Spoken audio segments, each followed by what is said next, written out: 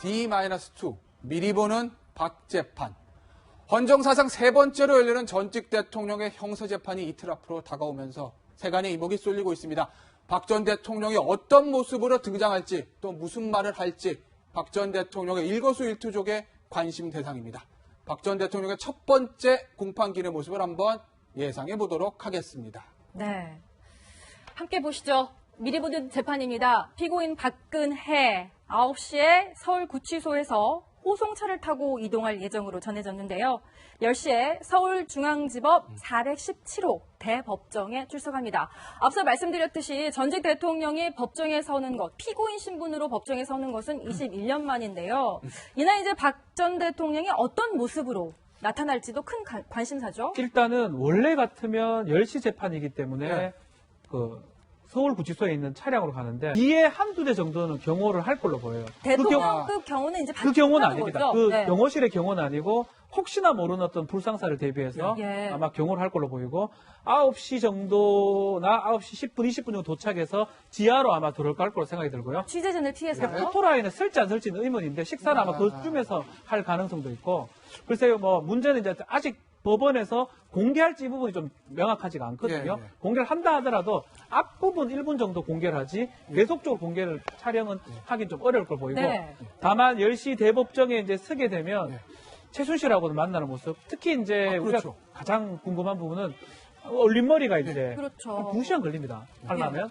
그리고 안에서 해줄 사람이 없기 때문에 올림머리 한 모습은 보기 어렵다 이렇게 보입니다. 네. 최순실과 마주칠 거냐는 부분. 이게 이런 순서로 앉을 겁니다. 맨 오른쪽에 피고인 1, 박근혜, 그렇죠. 피고인 2, 최성원으로 돼 있습니다. 현재.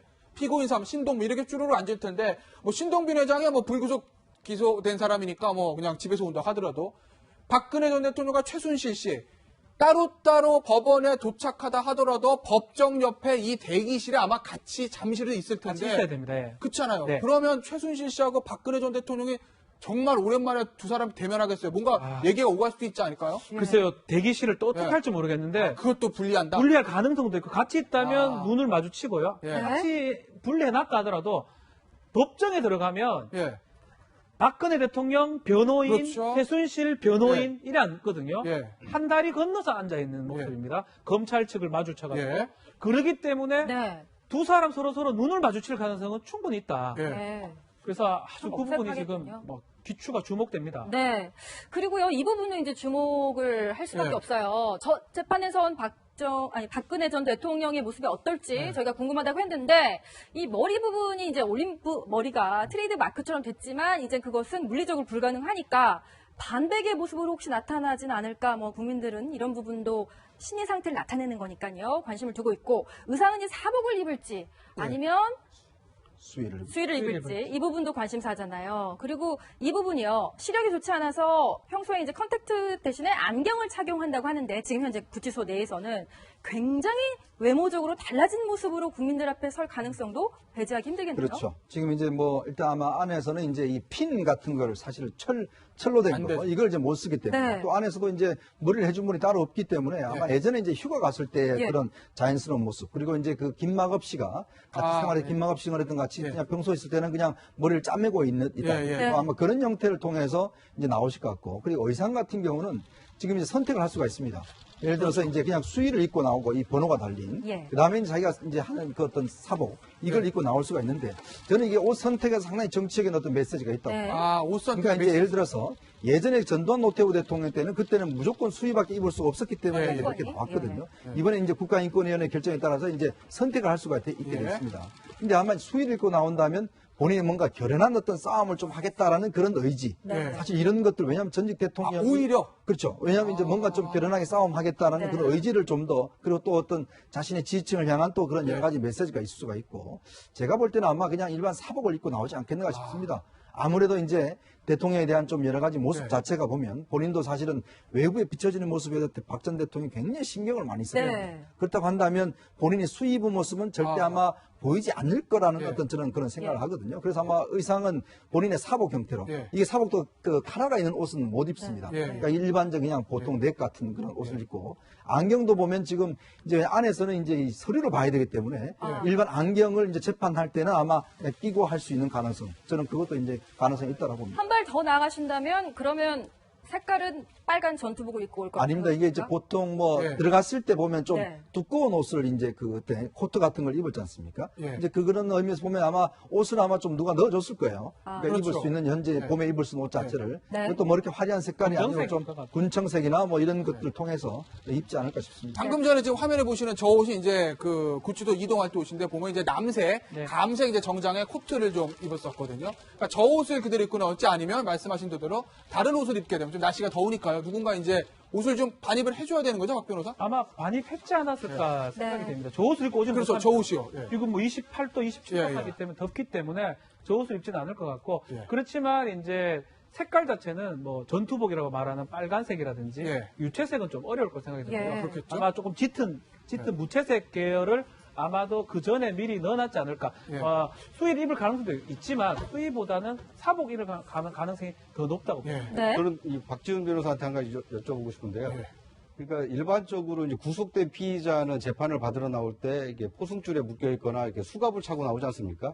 근데 지금 박근혜 전 대통령의 경우에는 이번에 이제 첫 그 재판 출석인데 네. 과연 뭐 수의를 입든 입지 않든 이 포승줄에 묶여 있거나 수갑을 차고 나와야 되는 건지 아니면 전직 대통령에 대한 예우 때문에 그걸 뭐 풀어주는지 그게 좀 두 가지. 날카로운 질문이십니다. 여성 같은 경우는 이제 포승 안 하는 경우가 사실 많고요. 여성은? 전직 대통령이기 때문에 아마 뭐 안 합니다. 예. 안 할 가능성이 아주 높습니다. 아주 높고. 그걸 뭐 포승 안 한다고 할게요. 예. 안 할 겁니다. 안 하고 전직 대통령이기 때문에 그 예우를 갖춰주는 게 차도 마찬가지지만 차도요.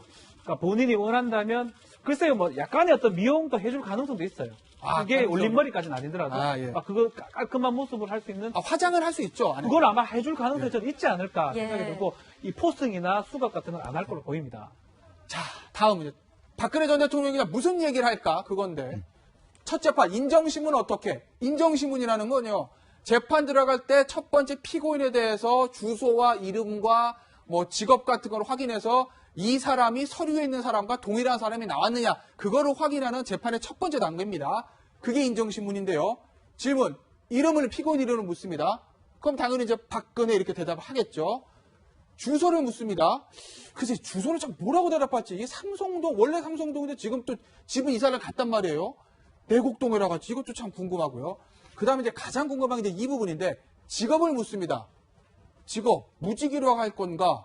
전 대통령이라고 할 건가? 아니, 이게 왜냐면 어떻게 대답하냐에 따라서 박근혜 대통령 지금 이 사안을 바라보는 어떤 이미지라고 할까요? 메시지라고 할까요? 그런 것들이 담겨 있을 수 있다고 저희가 생각을 들어서 이 질문 한번 뽑아봤는데, 예. 박지훈 변호사 어떻게 됩니까? 공소장에 아마 전 대통령으로 되어 있을 것 같거든요. 공소장에. 공소장대로 답변할 가능성이 있지 않을까. 예. 굳이 이제 이 직업을 또 답변 안 하는 경우도 있습니다. 예. 판사가 또 얘기하는 경우도 있지만 그래도 전직 대통령이 맞고 공소 제기 당시는 전 대통령이기 때문에 예. 아마 전 대통령이라고 얘기할 가능성이 크지 않아. 뭐 근데 주소 같은 경우는 예. 아마 지금 주소대로 근데 옮기질 않았기 때문에 이미 네. 옮겼어요. 집을 그러면 계약을 뭐 하면서. 내곡동으로 얘기할 아, 가능성이 있지 그렇죠. 않을까. 소유권 이전을 했기 때문에. 네. 아니, 그러면 이제 하나만 더 여쭐게요. 이게 재판할 때 박근혜 전 대통령이 요거 인정신문에는 본인이 대답해야 되는 거니까. 그렇죠. 이거 말고 이제 주요 어떤 공소사실 요지나 그런 거에 대한 개인적인 입장을 말할까요? 아니면은 변호인의 정부 다 할까요? 이상철 변호사가 다 하지 않을까 네. 생각이 좀 듭니다. 네. 왜냐하면 그 질문을 하더라도 답변하려 하더라도 그 변호인이 막을 가능성도 있고요. 근데 다만 오히려. 이 부분이 있습니다. 혐의 사실 인정하느냐 마느냐를 물었을 때는 예. 재판장이 박근혜 대통령 얼굴을 보면서 피고인 박근혜 인정하십니까? 이래 물어보면 답변 안 할 수가 없기 때문에 그렇죠. 그때는 아주 짧게 예. 아닙니다. 내라 답변할 수 있고 대부분의 취지에 대해서는 아마 변호인이 직접 답변하지 않을까 이렇게 예상이 됩니다. 네. 지금 아까 앞서 저희가 소개시켜드린 신문 조서를 보면 최순실과의 관계를 선긋길 분명히 하고 있잖아요. 그러면 이날 첫 공판에서는 굉장히 어떤 공방 내지는 변호인단 간의 공방 내지는 서로의 어떤 레이저가 막 쏘아지는 이런 어떤 험상궂은 분위기도 연출될 가능성이 있을까요? 그러니까 첫 재판이니까 이게 혐의 사실의 인정 여부를 많이 다투는 부분이고요. 네. 첫 재판부터는 그런 부분이 연출되기는 어렵고요. 다만 이런 게 있습니다. 지금 박근혜 대통령의 진술을 들어보면 모든 게 나는 전혀 모르고 뇌물 그렇죠. 부분은 최순실이가 사적 이익을 추구하기 위해서 했다라는 이런 취지의 내용을 하게 되면 네. 같이 서 있다가 부딪힐 가능성도 있고 특히 증인 신문을 한다면 둘 다 같이 신문을 할 가능성도 있거든요. 아. 신문했는데 예를 들어서 뭐 안종범 수석이라 나와서 최순실한테 불리한 얘기 한다면 최순실이 박 전 대통령을 쳐다보면서 질문할 가능성도 배제할 수 없다. 그러니까 네. 지금 23일 재판에서 그런 모습 보기는 어렵지만 예. 앞으로 재판 앞으로요? 진행하면서 아주 안 좋은 모습이 보일 가능성도 충분히 있다 이렇게 보입니다. 예.